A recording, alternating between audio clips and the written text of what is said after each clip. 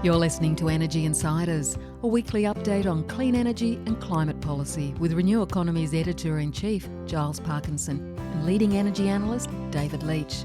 Energy Insiders is brought to you by Janus Electric, enabling freight operators in Australia and overseas to electrify heavy haulage. Energy Insiders is also brought to you by Pylon, helping solar installers and retailers design high-resolution solar proposals in minutes. Hello and welcome to this latest episode of the Energy Insiders podcast. My name is Giles Parkinson. I'm the founder and editor-in-chief of Renew Economy and founder and editor of its sister site, The Driven, focused on EVs, which we will come to later in this episode. Joining me, as usual, is ITK Principal David Leach. David, I trust you're well. I'm well, thanks, Giles. And it's a beautiful Friday as we talk here, and we've got a very interesting guest talking about the topic du jour, do we not? Yeah, data centres. Yes, data centres all over the place. Bit of news coming around this week as well. Chris Bowen's major speech to the National Press Club, talking about data centres, which we were just about to get to, but also expanded solar subsidy for rooftop solar to get to warehouses and farmers and businesses, and there's a few other things going around, including a new energy minister for Victoria. But as you say, we've got a very good guest. Kane Thornton, formerly head of the Clean Energy Council, is now back working in the data centre industry, which could be a good thing because maybe the data centres will start buying renewables and we'll meet our renewable energy target. Anyway, we discussed that with Kane. Let's have a listen to the conversation that we had just a short time ago with Kane Thornton. Kane Thornton, welcome back to the Energy Insiders podcast. Thanks very much, Charles. It's been a year since we had you on the podcast. I think you were saying farewell to the Clean Energy Council then, and now you've turned up in the data centre industry. What's going on? Well, I've just had the best year of my life. I think it was a wonderful break, hiking, bike riding, out in nature, hanging out with family, friends, all those things. But look, and not falling off your bicycle, I hope. No, I stayed upright the whole time. We could do a whole nother podcast on the last 12 months, but I suspect your listeners are more interested in what I'm doing now. And the short of it is I couldn't resist being drawn straight back to the energy transition, and data centres are such an extraordinary opportunity, lots of challenges, and I was drawn to it. And here I am, back in the fray of energy policy and social licence challenges in the energy sector. Well, I'm still trying to get my mind around data centres. I'm not too sure whether it is the saviour of the renewable energy target that Chris Bowen was saying it is, whether it's our path to becoming a renewable energy superpower, as other people say it might be, in place of sort of hydrogen and green steel and cables going overseas. Before we get into that, I mean, what does the renewable energy industry look from the other side? Look, it looks like a critically important part of the Australian economy. I mean, now that I'm on the customer side, ultimately, as you know, data centres are a pretty big consumer of energy. They need a lot of power, they need reliable power, and they need it priced as competitively as possible. So, I guess part of the appeal for data centres in Australia, beyond the need for sovereign infrastructure and capability, is our reliant, low cost and clean energy system. So it's fascinating now being on the customer side, but I see now all the more importance of our energy system. Chris Bowen made a speech to the press club this week, and data centres was a major part of that. There was a few other things that came up as well, which we might get to, but basically what they're trying to do is make it compulsory for data centres to bring their own renewables. That can be done a whole bunch of different ways. Queensland and Northern Territory are threatening not to comply. They don't have many data centre proposals at the moment, as David, I'm sure, is going to point out soon. But what did you make of that? And do they want to build things so quickly that they can't wait for new wind and solar? And how do you get around that? Or will they just be happy just to sort of build, as some people suggest? Yeah, I think if we start off at first principles, and that is, I think the principle that data centres bring with them new generation, I think is fairly straightforward. CDC data centres, who I now work for, our energy is 100% backed by renewable energy. It has been for a while now. And so the principle of new data centres are accompanied by new renewables is straightforward. The devil is definitely in the detail, and one of those really complex aspects is the timing issue that you allude to. Data centres get developed, built and come online very quickly. And as we all know, and I've known for many years now and laboured on it, the challenge in bringing forward new renewable energy is it's complex. It has quite a different timeline, a whole bunch of factors that dictate ultimately the pathway from early stage development to producing electrons to support the energy system. So there's a real timing challenge here. I think what I did make of what was released this week was, I think both the AEMC and energy ministers recognise the complexity of this policy. It actually is really complex when you delve into the detail, both around the new generation, but also the requirements on firming, on flexibility. And so I think they've recognised that, and I was really pleased to see there's now going to be another period of work with the AEMC to really work into some of that complex detail to make sure we get it right. I think that's now going to be critically important. Yeah, David might want to sort of pop in here, but my sort of question is that how much demand is there out there? I mean, have we got? Maybe Giles, as a way of leading into that, exact question, I think data centres divide into several categories, don't they, Kane? I think we've got like what you might call traditional co-location ones, where a customer just moves their computing equipment into something. Then you've got hyperscalers, which are the bigger ones, say 100 megawatts and up, which are kind of mostly often purpose-built for one client, like an AWS or a Microsoft or something. And then we have the neo-cloud ones, which can be in the hundreds of megawatts, and are the kind of AI ones. Now, my sense is, and you can tell me if this is wrong, that most of the data centres in Australia are these like smaller co-located ones that, where frankly the capacity utilised, they might say 20 megawatts, but you're probably only using 5 or 10 of them a lot of the time. But as we move up the scale to the 100 megawatt ones, the hyperscalers, and then the neo clouds, the actual load on them is going to be much flatter, isn't it? Really?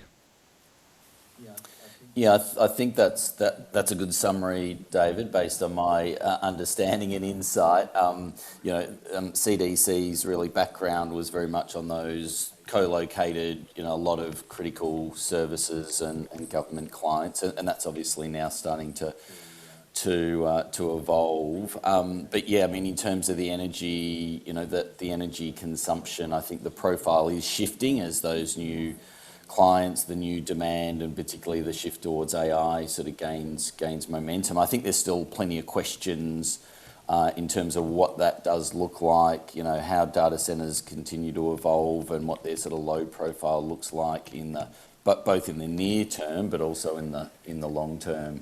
But I think the point's there, which is at the end of the day, there is going to be a lot of power required, and governments have made a statement and set an expectation that will need to come from new renewable energy one way or another across the country. Okay, and yes, another term for our audience that may be just coming up, and I'm always coming up to speed on. I love talking about these new industries because it's the case of the quarter of an eye person leading the half an eye person.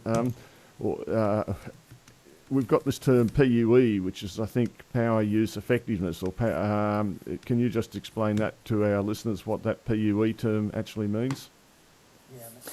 Yeah, I mean, I think it's a new term to me as well, David. Actually, it wasn't a term that I was familiar with when I was on the generation side. But I mean, I think it really goes to it really reflects the total power consumption of the facility versus what the computers themselves are actually using, and typically it's a ratio of some 1.2 to 1.4 or something like that. Is that?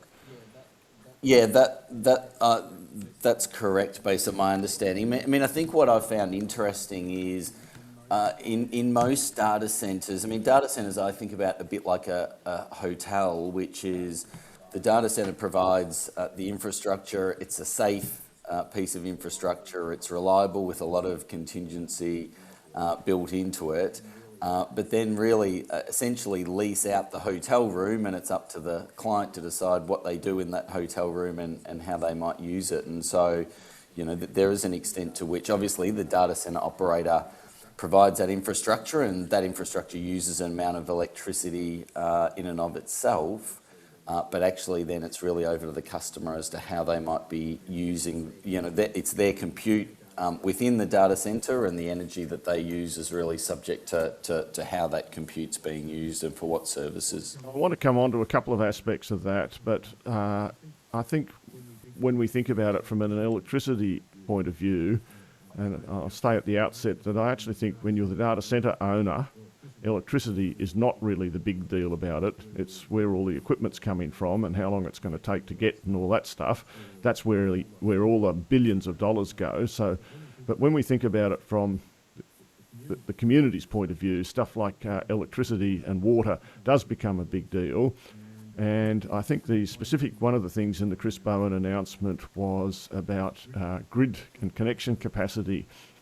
Now, what I notice is CDC is correct me if I'm wrong about this, I think the biggest data centre owner in Australia with about 1.7 gigawatts of power between what's operating, about 600 and something, and what you're building, which is over a gigawatt. And I think you're building a 500 gigawatt campus eventually, maybe even 1 gigawatt out in Western Sydney in Marsden Park, and another very big one at Laverton in Victoria. And nearly all the data centres are being built in New South Wales and Victoria, the vast, vast majority of them. And so this is starting to use up the city transmission connection capability very hard, isn't it? Is that a reasonable statement? Yeah, there's absolutely no doubt. I mean, the critical judgments around location and increasingly sizing of data centres does relate to the grid. It's worth noting that our data centres use very little water.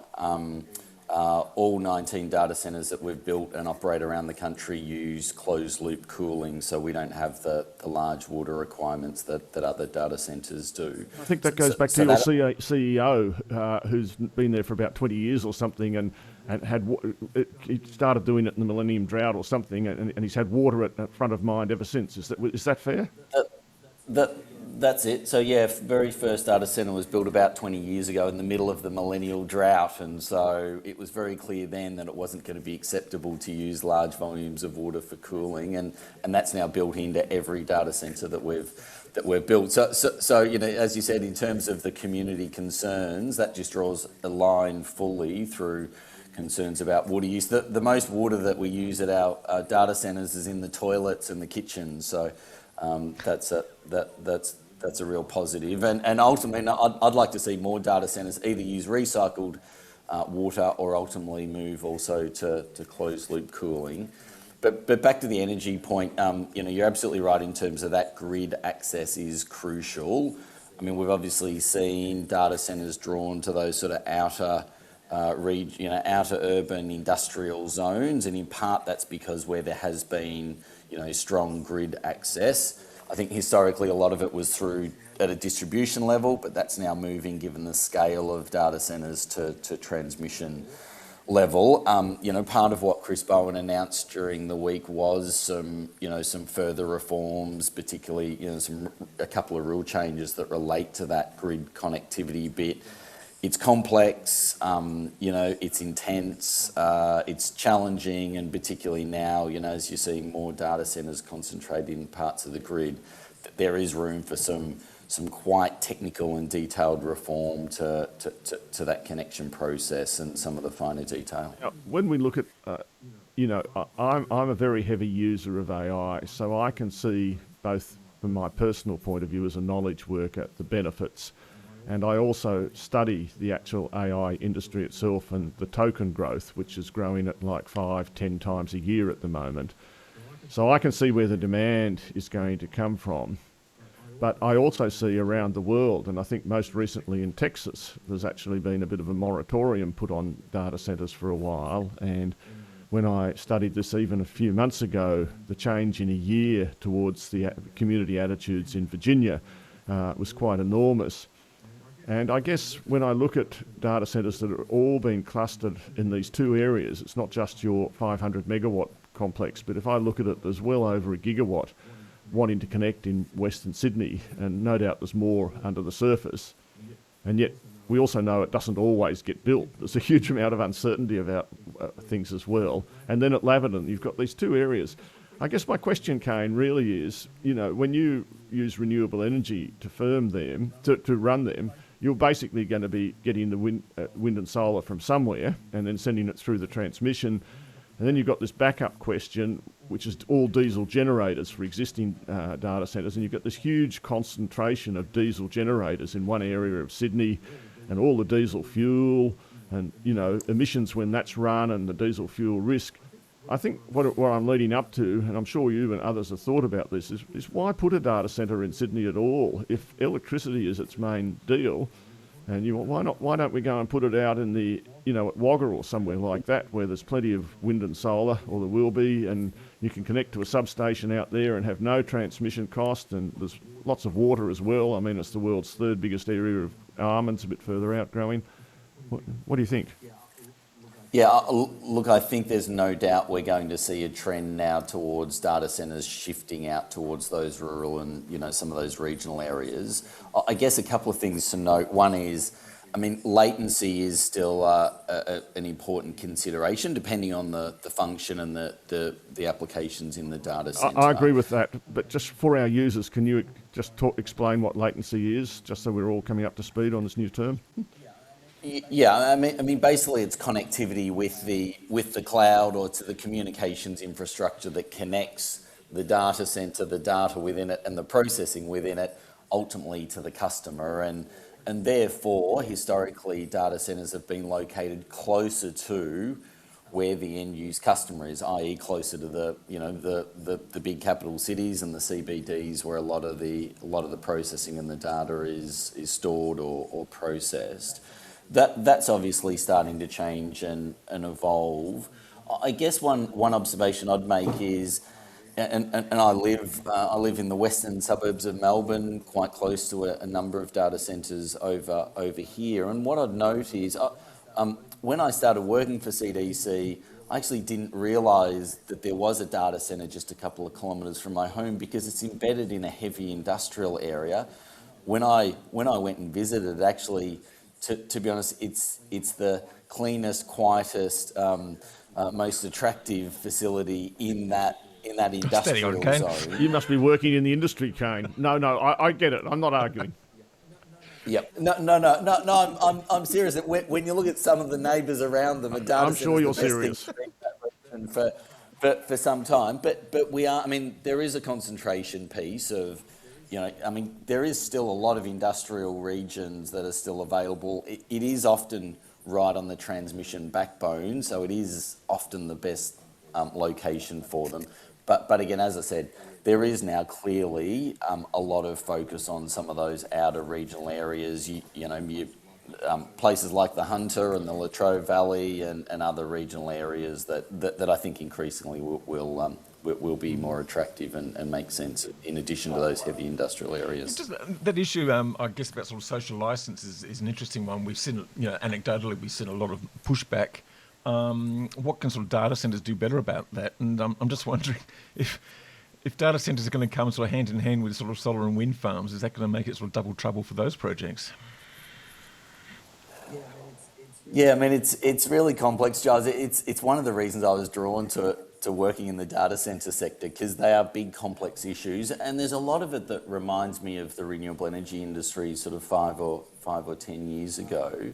A couple of observations. Siting is obviously really, really important, particularly, related to local residential areas. How the data centres are designed, how they're set back from their boundaries, the orientation of their cooling systems, their approach to noise, location of the diesel backup generation, all of those things are important. And then you get into the other areas that we're familiar with from renewables. So level of local workforce, local benefit sharing, how the industry is engaging with local communities.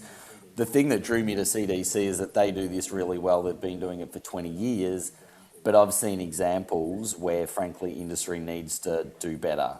They need to do better in terms of the way they engage with local communities, the way they share information and transparency. I've already touched on water as an example of, I think there's an expectation that the data centre sector is shifting towards recycled or closed loop cooling. So I think it's a combination of all of those things. And to be frank, a lot of what I see at the moment is examples of pretty poor planning and conduct from industry in the United States that gets shipped in here via social media, interestingly.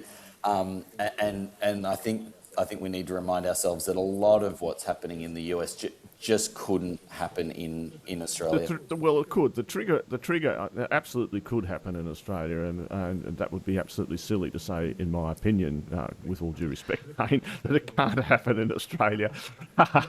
You've only got to look at one nation to see that anything can happen in Australia. Oh, did I say that? But the thing I think that is the trigger is not the noise. It's not the water. It's the impact, perceived impact on electricity prices. And, whether it's taking up all the transmission or just consuming, 5 or 10% of Australia's electricity with an extremely flat load curve, so it needs a lot of firming. But David, that's exactly my point. So if you look at grid connection, for example, in the United States, the cost of connecting a data centre to the grid is borne largely by all energy consumers, and therefore more data centres equals higher network costs for consumers in the United States.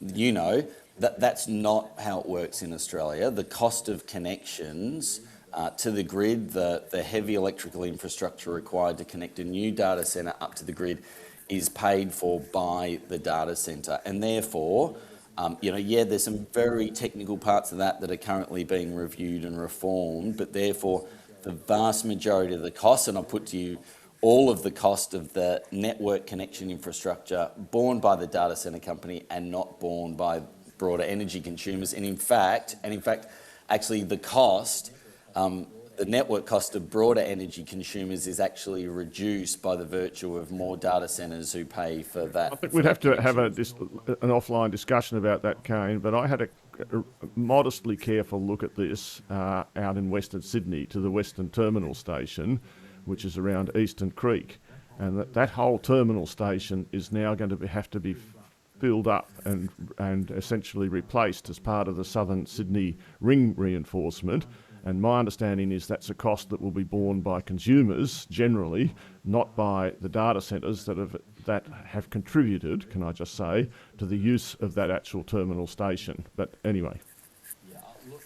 Look, I think this is the area that the AMC is now about to do more work on, and there are a couple of rule changes that Minister Bowen proposed. I mean, clearly there's some real complexity in this. I don't think our regulatory environment was designed for what we're doing now, and I think particularly the interplay between costs borne at distribution relative to transmission and the interplay between those two. I think there's some more work to do, but that doesn't change my starting thesis, which is the vast majority of costs, and I now see it, enormous cost, which is contributed to by data centres for that connection architecture, which is fundamentally different to what occurs in the United States. The issue, though, of social media and misinformation, and we've seen it with wind and solar farms. As you say, you can probably argue the piece about where things are cited, local jobs, community grants, all the engagement of the community. You still get this massive pushback because people just make stuff up. They just sort of fear mongering. We're destroying all our farming regions. We're not going to have enough food to eat. Et cetera, et cetera, et cetera. They use AI to make it up, Joel. Kane, what can we learn from that? It's fascinating. Brandolini's law, isn't it, that says the level of effort required to respond to misinformation is disproportionately higher, and so it's alive and well on the in the data centre sector as it's been in the renewable energy sector for many, many years. I mean, I think we're just at a stage, though, of data centres. Data centres have been around for 20 years. We've been owning and operating them for the last 20 years and no one paid much attention.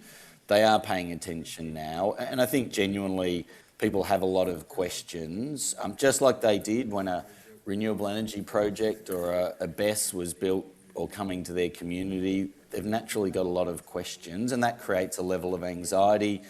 Yes, they're picking up information from all sorts of places that may or may not help their genuine understanding.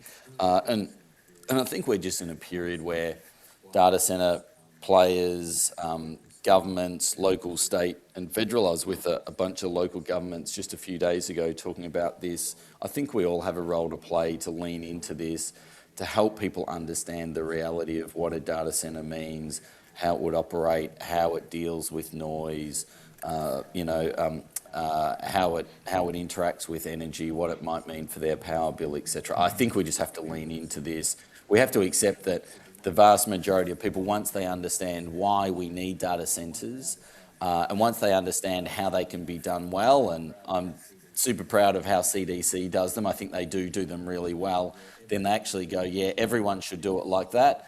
And if so, then we'll get on with our lives, accept that they're there, and any impact will be minimised. So Kane, we're seeing about 3 gigawatts, I think, of data centres actually under construction in Australia at the moment. I'm not sure if that's all in the total or just that's the total after all the stages are done. Probably not all been done at once. Sorry.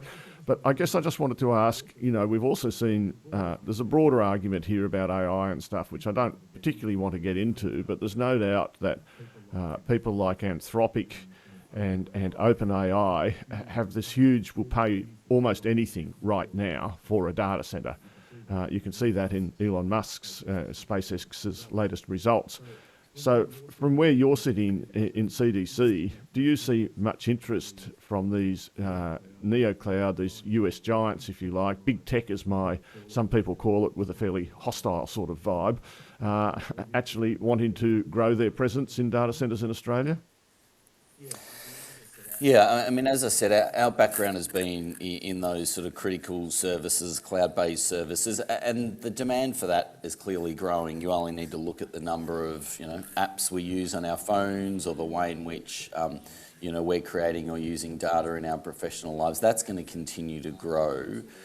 You're absolutely right. The big growth now coming into Australia is the hyperscaler and the neo-cloud demand.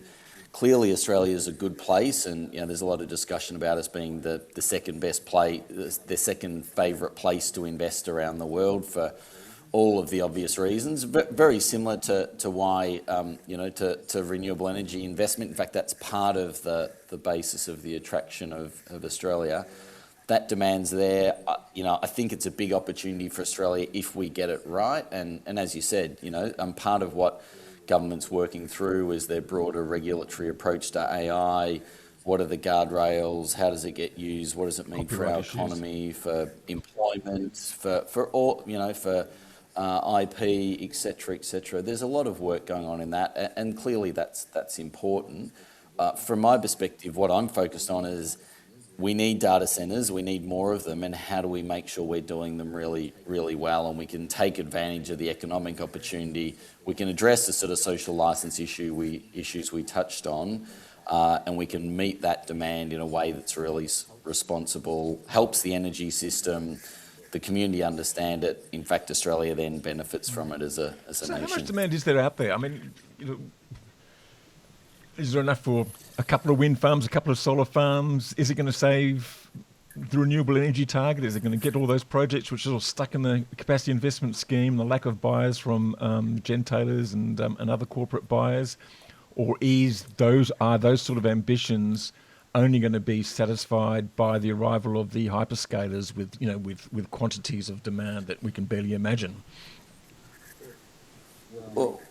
Well, I mean, who knows, Charles? I think that's one of the challenges here, isn't it? It's pretty difficult to forecast where all this gets to. But what I'd note is, I think everything we've discussed is around data centres, essentially making a contribution, bringing new generation, bringing new firming into the system. I will note a couple of things. One is, at the moment, data centres are only 2% of demand. They're heading towards maybe 6, maybe 10 after that. But it's still a relatively small part of the Australian energy sector, particularly relevant to a whole lot of other Well, I think it will be sectors. smaller than the electric vehicle charging if those predictions go ahead.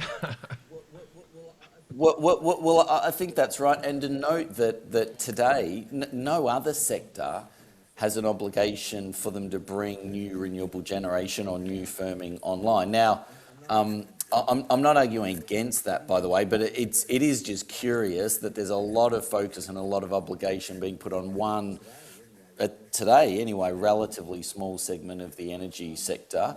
Maybe with great power consumption comes great responsibility, and I think that's how we look at it. Well, I get that though, because this is a new industry, and I think if you're thinking about electric vehicle charging, I think the expectation would be that all the network of fast chargers around the country would be powered by renewables. I also think it's this it is the social thing that somehow or other AI and data centres are all conflated into an us and them type of argument. I see that all the time with my friends, those who are, I've got a friend who makes money by specifically advertising that his business doesn't use any AI, and he gets clients as a result of that. And I'm just using that as one example that it's just one of more of these divisions about which camp you're in, and the whole thing therefore, and if you're in one camp, everything about it, whether it's the data centre, the electricity, the water, the noise, the power price, big tech, that's you're not in that camp. Yeah, and I think again we saw that with renewables, didn't we? So people who were optimistic about the future, tended to embrace technology in other parts of their life, could kind of see the benefits and the opportunities, and were more positively predisposed to things like wind and solar or batteries. In fact, you see it now with the uptake of rooftop solar and household batteries. So I think this does go to, in part, expectations of community, the way they think about technology, the way they think about something new, the way they experience it, and the benefits big perceived. Big tech leadership. People look at Elon Musk, they look at Mark Zuckerberg, and that they think, I'm in the other camp. Please go to Mars. No. Kane, I just want to actually just say how reassuring it is to see someone sort of so involved in the data centre industry actually holding a pencil. For those watching this on video, you can see what I'm talking about. I hope you've got a piece of paper, you're not just waving it around as a prop. It's a form of old technology, isn't it? That's right. I can relate to that.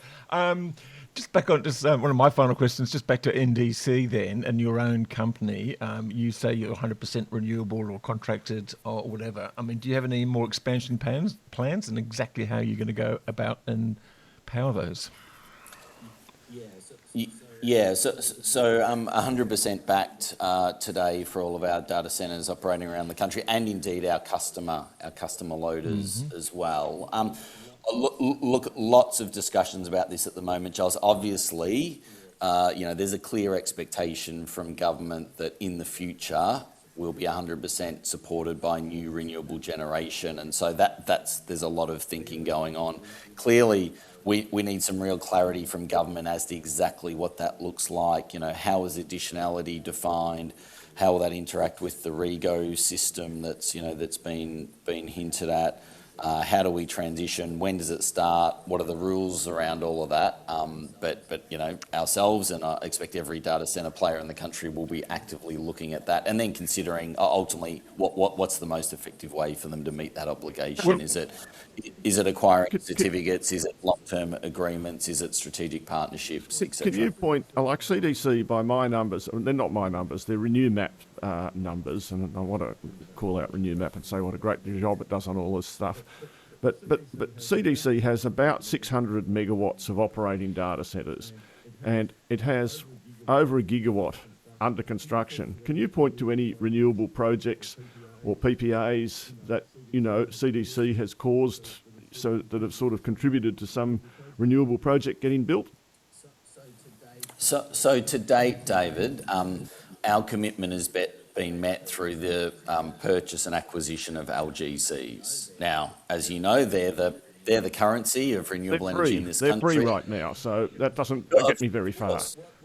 Well, of course, and I wasn't pretending that we meet our obligation in any other way. What we are moving to now, and once we get clarity from government as to what it is and how it will work, then clearly that our future demand will need to be met by new renewable generation, and there will need to be a program in place, as we understand, through the REGO system to verify that it's actually that those certificates are from new projects, not pre-existing projects.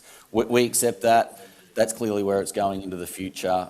We just need the clarity from policymakers as to how that will work, so that we can then get on with it. Well, as Bowen said this week, I think additionality will be served if you sign up on all those wind farms sitting there waiting. They've got a CIS contract, bit of underwriting that'll help them lower the PPA. So they're just pick your wind farm, Kane. Well, I've had, must say, from the day my role was announced at CDC, I've had a lot of text messages from my old friends in the renewable development industry. Have I got a PPA for you? Pick me. Was the summary. So look, I think it's inevitable. I mean, at the end of the day, data centre players are going to have to be bringing forward new renewable projects in some form. Okay. So. Yeah. So are we going to meet that renewable energy target, which is a little bit of your old hat on, and David's just shaking his head already for people not watching on video. And will you help us get there? Now you've got the levers of power, Kane. Well, that's a lot of responsibility. It's on you. Look, we're certainly here to help. What I will observe, I think it was the Clean Energy Investor Group, was it last week or so, released their latest analysis and survey, which included asking the renewable energy sector what they saw as the sort of most significant challenges and barriers. And when you look at it, as it's been for some time, transmission augmentation, planning processes, these things still loom. I just don't accept that at all, actually, at the moment, on transmission, right? I mean, I get a HumeLink update every week, as you probably do, and I can see the towers going up. I think it's blindingly clear that the Arana transmission will be built long before any wind farm is able to connect to it.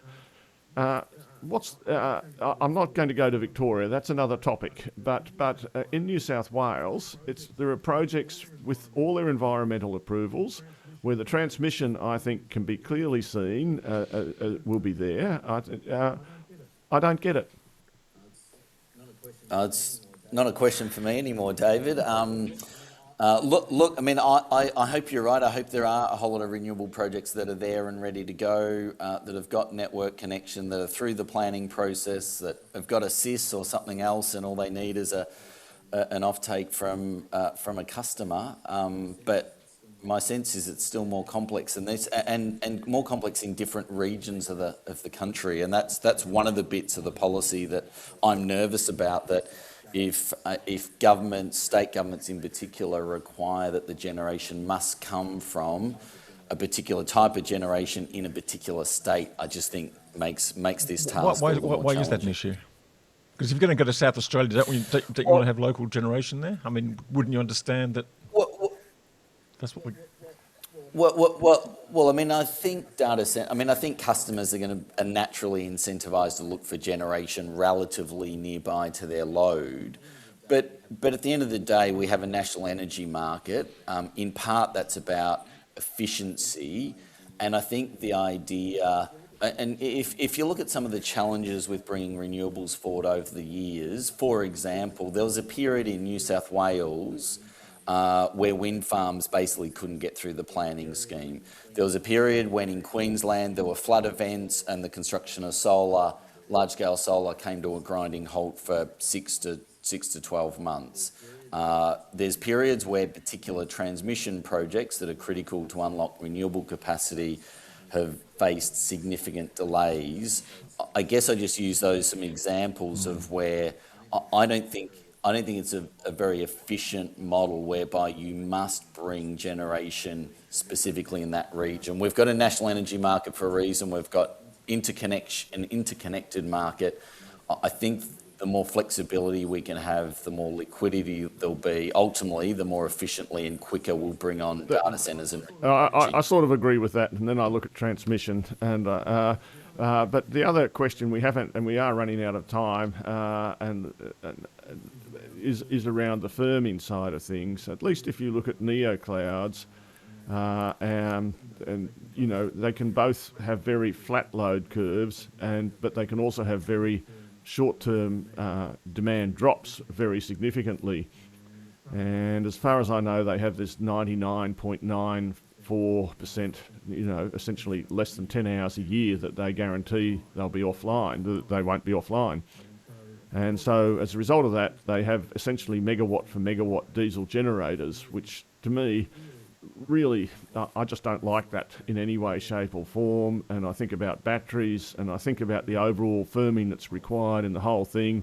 And then I think, can data centres actually push back the other way and actually find ways to be more flexible and still meet their standards?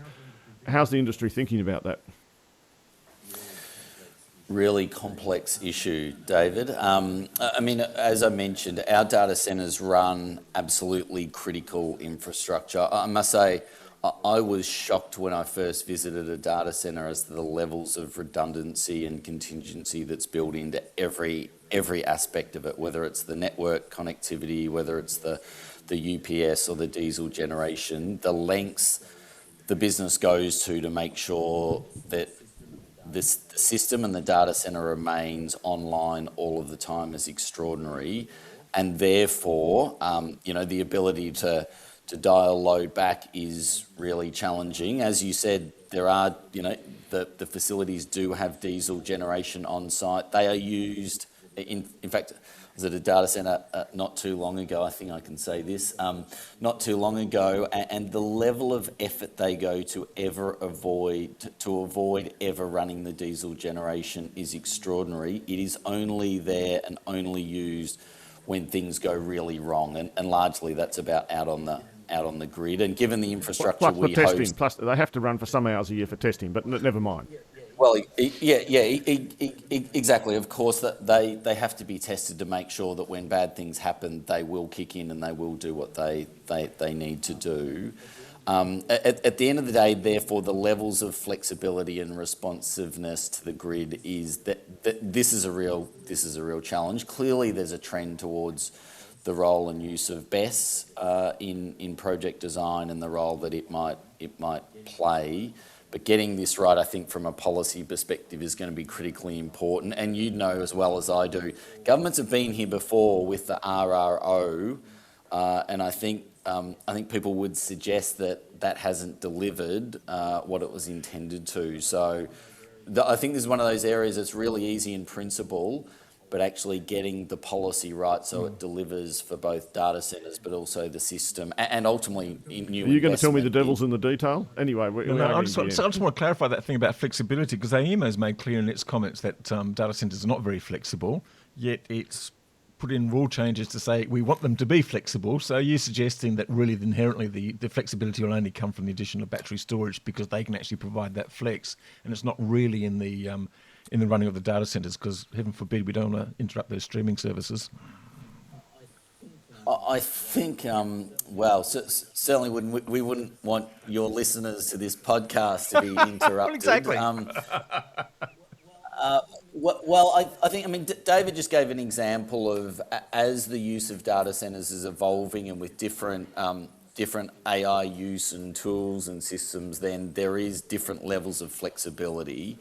I guess what I'm saying is I've seen data centres, and there are data centres that use critical infrastructure that has to be online 24/7, and therefore the idea that we can just dial them up or dial them down is really, really difficult. I think the language in Chris Bowen's speech and the AEMC's advice, I think understands this. I think they've got their heads around this issue, and I think the way forward here is to provide carrots, not sticks, to provide incentives so that if you do operate a data center, or if you've got a load that does have some flexibility, you can be incentivized, therefore, to dial it down in periods where it makes sense. I do think, I said at the start of my comments that data centres fall into different categories. If you're running a Department of Defence or a weather satellite that everyone depends on, of course it has to be up.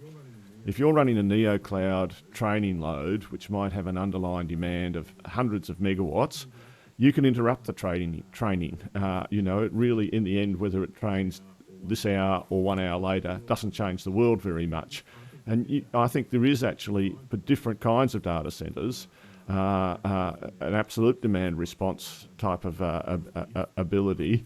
And I think we in the industry need to start distinguishing between different data centres and their different purposes, and how, just as you might have solar and wind, you might want to have a different mix of data centres on your grid.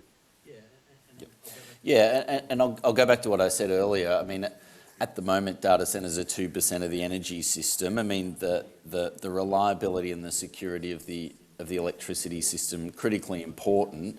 I'm not sure data centres are the thing, given they're 2%, that will make or break that. And given we've had, one of the big things I've noticed over the last 12 months while I was offline was the growth in battery deployment, household, BESS at the utility scale and everything in between. Now, that's not the sole solution, but I guess we just need to be careful about what's the problem we're trying to solve for, and who are we expecting to solve that problem. Okay. Well, Kane, it's been a fascinating discussion, and I just sort of feel like we're sort of scratching the surface of it, but important ones. We might sort of check back in a year's time to find out how many wind farms that you've contracted to, and in which state. And the technology might be working again by then. Sorry. You're referring to our technology then, not Kane. So, yes, we've been having some issues. And, yes, thank you for persisting. So, Kane, thank you very much. And, good luck in the new gig. And look, we will have an episode about your cycling tour and all the and the things to do about having a year off, because... I'll bring a slide deck, Giles. It's been a pleasure to chat to you both. I was going to say I've missed you both, but I've been listening to, I'll be out hiking on a mountain somewhere, and I've been tuning in to listen to the two of you. Hiking on a mountain and you listen to Energy Kane, your holiday Insiders. hasn't been long enough. You need to take another holiday. It's always a pleasure. Thanks, guys. And that was Kane Thornton from the... I was about to say Clean Energy Council, but it's from the CDC data centres. We'll be back with the news of the week after this break.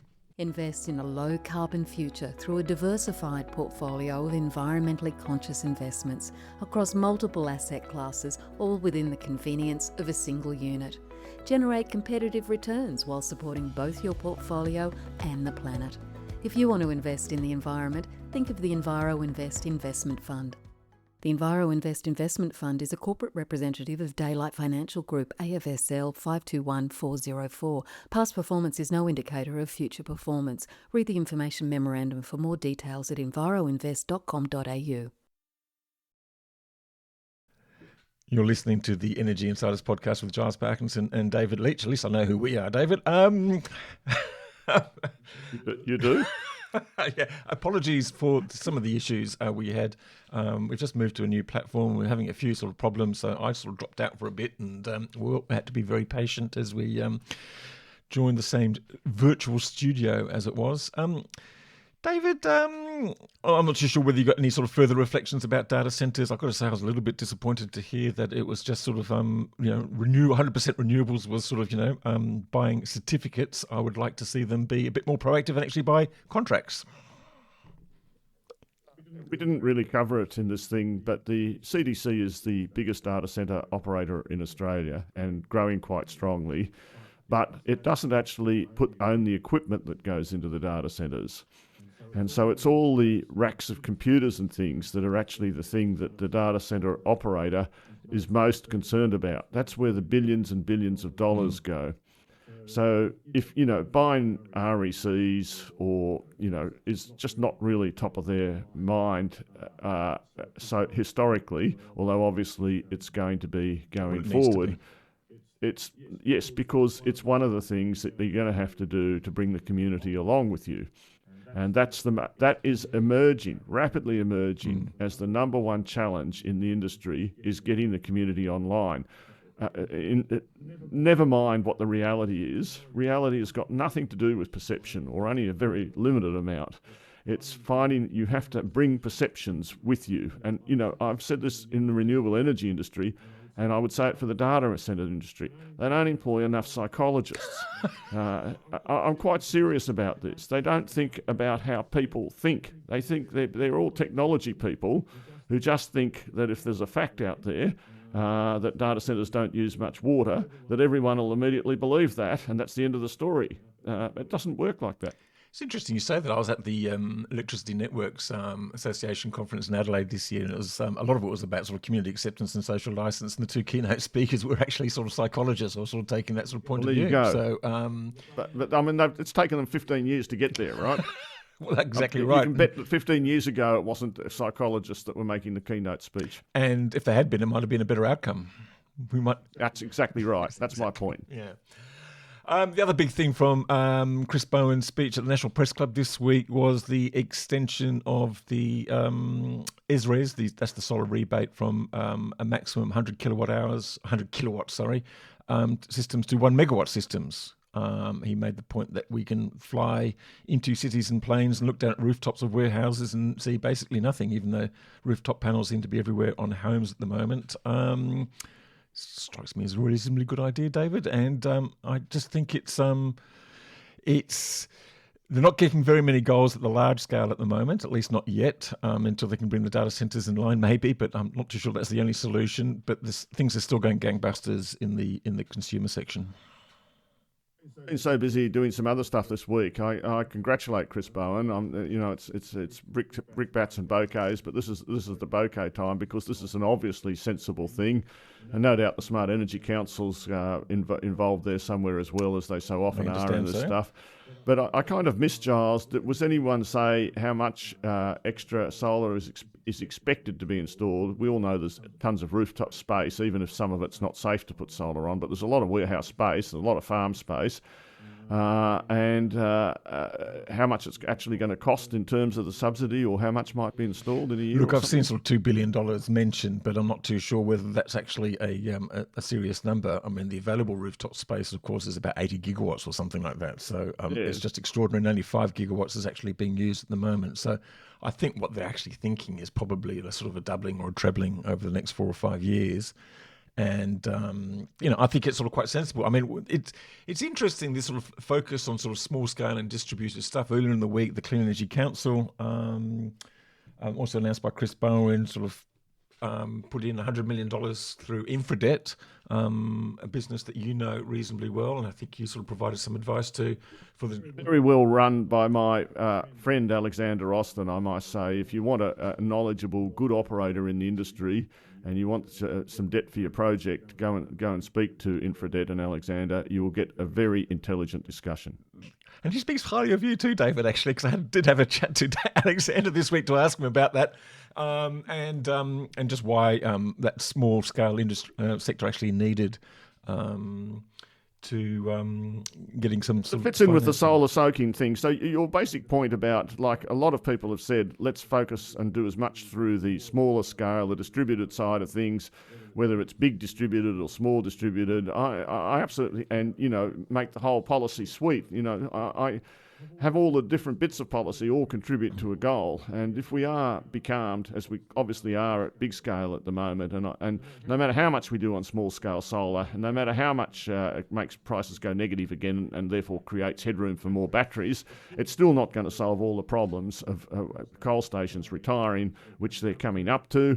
And we still need more big wind farms, in my opinion. The transmission system has been built for it. We've discussed this a lot of times, but we really need to make sure those things get to completion this year. And I don't want to feel that the wind farms owners are just like holding out to get a bigger free kick from the government, but something needs to be moved along there. Yeah. Just a few other things, just about on that consumer side of it. I mean, I think it's a really good idea in the terms of, just sort of getting the consumers involved. We're seeing that now with EVs and solar and batteries. There was some data out this week about battery storage, home batteries. They've halved in size from what they were doing just before the rebates were changed. So it's really interesting to sort of see these policy movers actually being sort of, these policies being sort of, you know, the switches being changed and getting the actual outcome that they were expecting. So that's well and good. I think the fact that factories can now, and farmers can now see rooftop solar, large-scale rooftop solar, as almost like a no-brainer, and I think that they must do rather than the thing that they could have done, I think will help that industry go along. I'm just trying to think what else I'll say. Then we've got our other big topic this year is oil replacement, and that goes to passenger cars, where we saw electric EVs. And there's been a lot of talk that, in the last quarter of the EVs and hybrids are about 50% of passenger sales.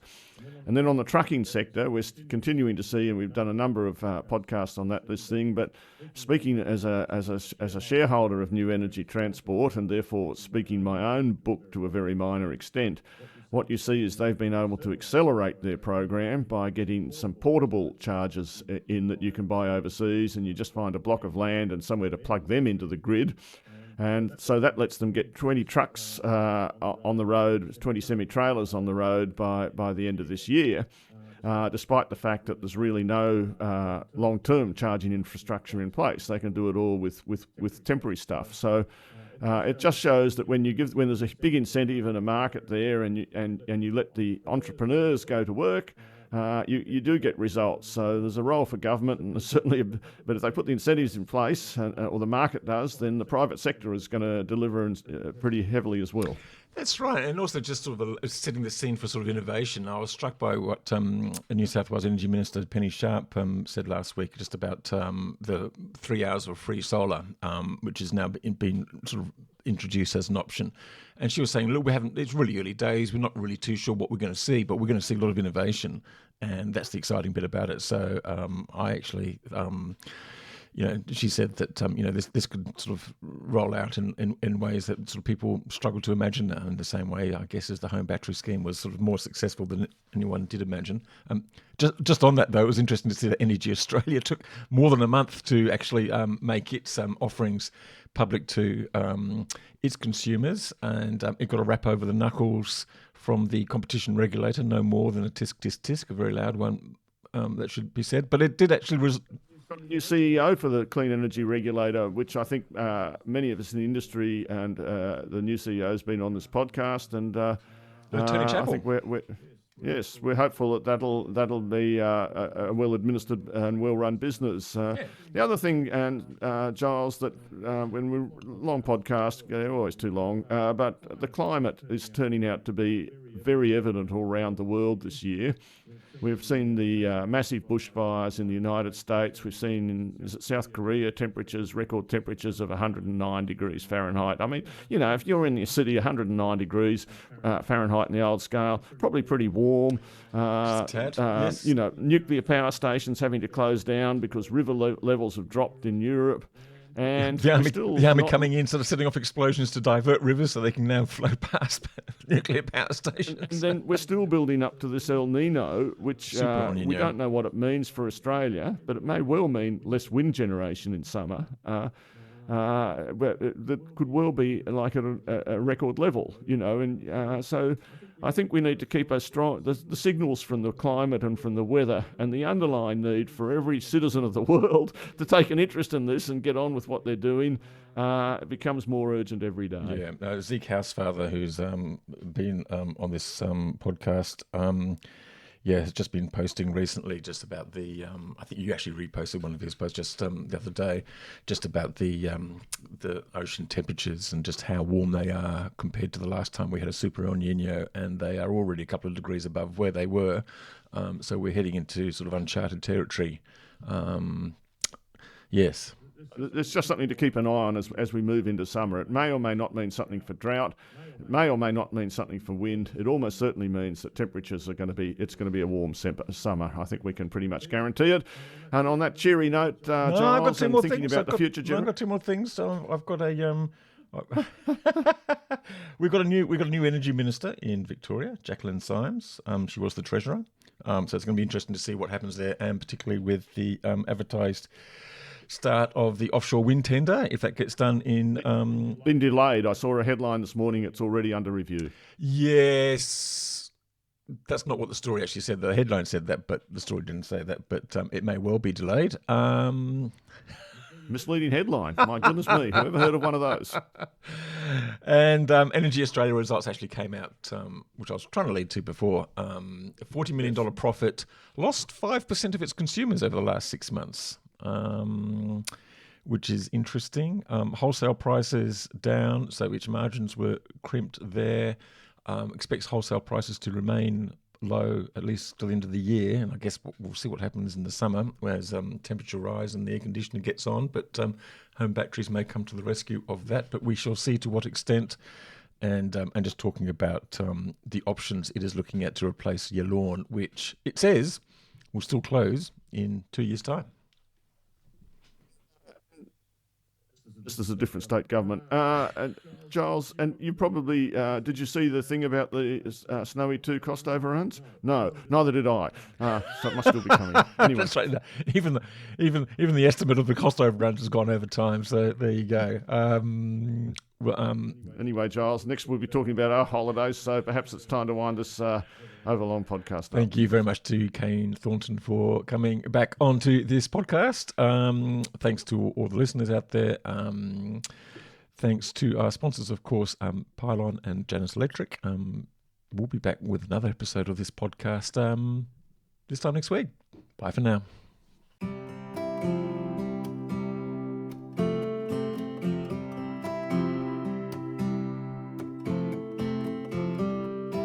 Energy Insiders was brought to you by Pylon. Pylon provides easy-to-use solar design software for installers and retailers with pay-as-you-go pricing, no monthly cost and no lock-in contracts. Australia's top solar companies trust Pylon to design high-resolution, CEC-ready solar proposals. Energy Insiders was also brought to you by Janus Electric. By converting existing diesel trucks to electric and supporting them with battery swap infrastructure, Janus is helping freight operators cut emissions, lower fuel and operating costs, and extend the life of their vehicles.